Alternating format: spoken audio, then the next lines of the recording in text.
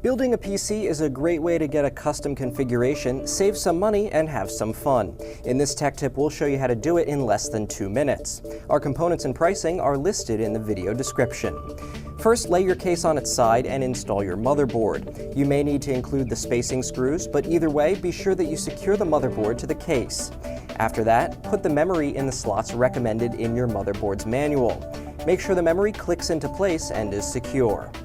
Now we'll add our CPU, which is the most important and most delicate part of the computer.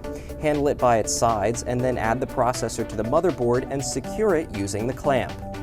Add some thermal paste, which will help transfer heat from the CPU to the heatsink. Then add your heatsink and fan, and check your motherboard manual on where to plug the fan into for power. At this point, we'll add in the 2 cards that we have, a wireless card and a graphics card. Those can go into any of the empty slots on the motherboard, just make sure you can access them from the back of the case.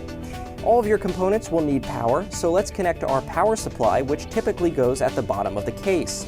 Tighten the screws to hold it in place. Then connect the power supply to your various components. We'll then add in our hard disks and optical drive. Those will usually slide into the bays and either click into place or need to be secured using screws.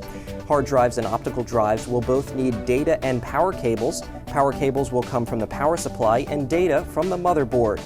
After you've installed all of your components, connect your monitor, keyboard, and mouse, and then hit the power button on your case.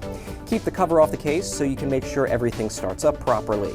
If it's all installed correctly, you'll be greeted with a BIOS screen where you can select to boot from the optical drive and begin installing your OS. And just like that, you'll have your own custom computer. Good luck and happy building. In Boston, Nick Barber, IDG News Service.